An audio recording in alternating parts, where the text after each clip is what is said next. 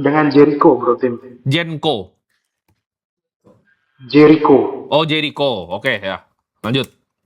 Ya, pertama mau terima kasih dulu ya, Bro Tim. Ya. Yang dulu ikut Bro Tim sama Prof Kakak dari zaman Jericho ya. 2024 Suara kamu kecil, suara kamu kecil. itu.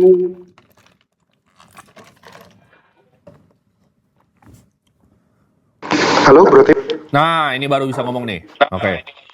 Ya, oke. Jadi pertama terima kasih dulu ya. Aku Ya. dulu ngikuti margin call dari 2024 ya.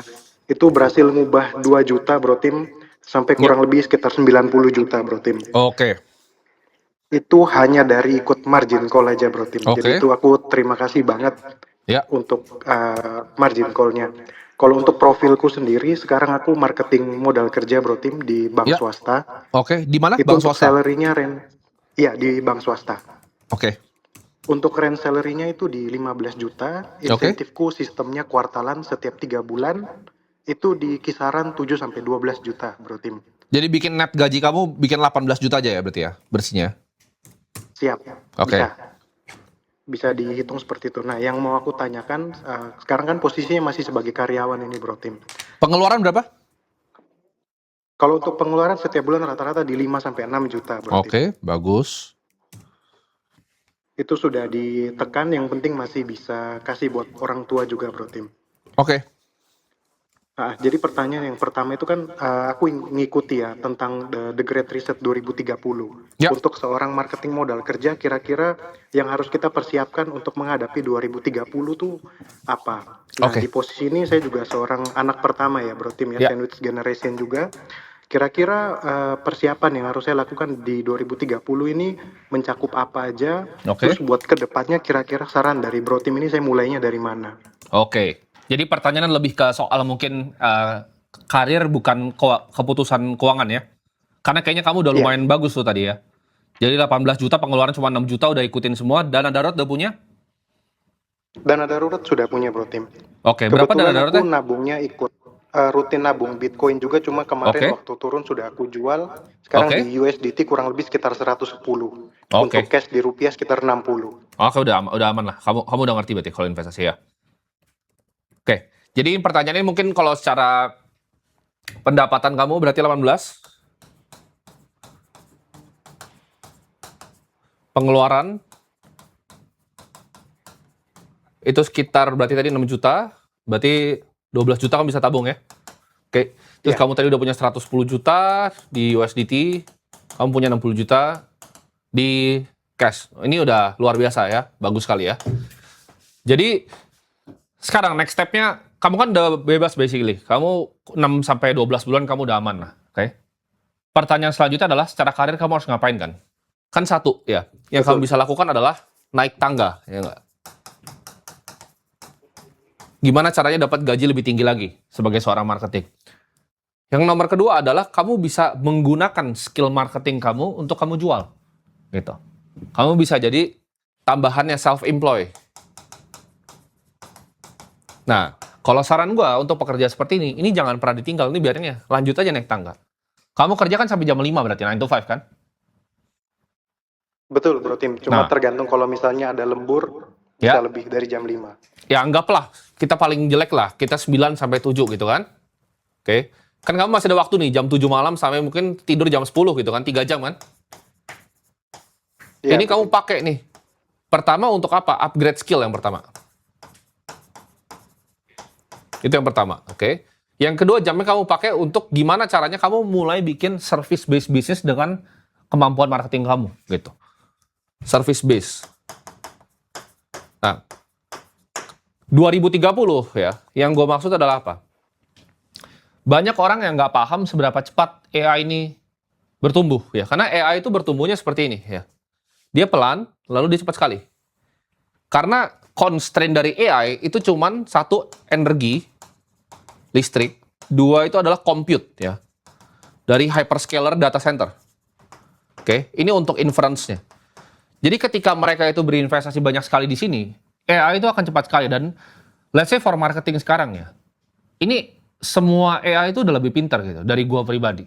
Ya, kalau kita mau ngomong cloud punya Fable 5 atau GPT punya Sol yang terakhir, itu udah jauh lebih pintar dari marketing. Ya, dia bisa kerjain semuanya sendiri, agentnya bisa kerjain semuanya sendiri dari bikin campaign, kreatifnya, cloud design, lengkap end to end. Ya, mereka udah bikin kayak lu bisa pakai dari AI-nya, ya, lu bisa pakai cloud code-nya, lu bisa pakai cloud design-nya. Ini udah kayak muter kayak flywheel gini. Oke. Jadi pertanyaannya apakah kamu akan bisa digantikan dengan sistem itu? Jawabannya pasti bisa. Jadi caranya adalah bukan untuk melawan perkembangan teknologi, tapi untuk adaptasi. Ya kan gue selalu ajarin adaptasi nih, adaptasi ya kata-katanya. Kamu harus belajar manfaatin nih, gimana caranya kamu ngerti nih bikin begini. Karena ketika kamu yang ngerti gitu, kayak gitu di perusahaan kamu gak akan pernah bisa dikeluarin, betul? Betul. Nah, Bahkan sekarang untuk garap proposal pun saya full pakai AI, Bro Tim. betul. Cuman kan kamu pakai itu masih di level chatbot ya kan? Betul. Ini ide nih, ini levelnya ide, oke? Ini tuh gua waktu tahun 2022 ya, ini udah ketinggalan. Kalau cuman chat-chat aja itu kayak nggak ada gunanya gitu. Kamu harus bikin workflow-nya, gimana caranya agentic AI kamu bisa jalan sendiri. Dia yang bikin semuanya sendiri. Jadi bukan kamu itu ibaratnya chat sama dia tanya terus kamu yang bikin. Enggak, dia yang kerja sendiri gitu. Dia desain sendiri, dia bikin sendiri, presentasi semuanya dibikin sendiri ya. Mau sampai Excel modelnya dibikin sendiri semua full. Ya, kamu belajar gimana caranya melakukan ini. Ya. Jadi waktu kamu adalah apa? Tadi upskilling. Ketika kamu bisa melakukan ini kamu jasanya bisa kamu jual ke perusahaan-perusahaan lain. Jadi kamu tetap 9 to 5, 9 to 7, whatever dengan lembur kamu. 3 jam sisanya adalah kamu pakai untuk ini, gitu. Dengan begitu income kamu bisa nambah nih. Dari 18 gimana caranya naik ke 50 gitu kan? Terus pengeluaran tetap segini. Karena kan kamu untuk financial freedom dengan 6 juta kamu cuma butuh 1,1 miliar kan? Ya, dengan kalau udah 50 juta ke atas kamu akan gampang dapatnya dengan income segitu. Jadi gimana caranya bisa memanfaatkan AI yang ada ini gitu. Karena banyak orang yang cuman makainya ya kayak ibaratnya gue pakai GPT 3,5 tahun 2022 gitu loh. Karena gue salah satu beta tester pertamanya OpenAI di Indonesia. Jadi gue salah satu yang pertama gitu, daftar bebas beta, itu zaman 2022 kurang gitu. Karena ini gue udah ngomong dari 2021 bahkan tentang ini. Ya. Orang sekarang heboh dengan AI. Tapi mereka nggak tahu cara pakainya tuh gimana. Mereka cuma tahu, oh ini cuma chattingan buat ide, buat tukar-tukar ide itu hal paling nggak berguna yang bisa dilakukan sama AI. AI itu bisa kerja beneran, gitu.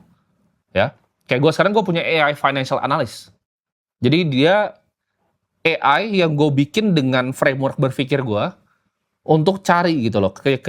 Kira-kira kriteria investasinya seperti apa. Gue punya AI yang bisa maximize kalau gue mau mikir agent khusus untuk game theory gitu loh. Oh lu cari Nash equilibriumnya itu di mana? Itu dia udah bisa canggih sekali dan itu udah nggak perlu otak gue sama sekali, dia kerja sendiri ya. Gue tinggalin malam, pagi udah beres dia. Belajarin gimana caranya pakai agentic AI untuk marketing karena nextnya ini dunia akan berkembang sangat cepat di 2030. Gini, teknologi itu tidak akan menggantikan manusia, tapi teknologi akan menggantikan manusia yang tidak mau adaptasi. Ya, kalau kita balik mungkin 300 tahun lalu, ya manusia itu kebanyakan cuman bertani. Ya, 98% dari manusia pekerjaan bertani. Apakah sekarang seperti itu? Tidak. Karena teknologi. Tapi bukan berarti manusia sekarang nggak ada kerjaan. AI ini akan munculin pekerjaan-pekerjaan baru. Ya, bukan akan menggantikan manusia, tapi banyak pekerjaan-pekerjaan yang baru. Dan lo harus bisa jadi salah satu yang bisa kerja di dunia yang adaptif dan berubah ini. Gitu.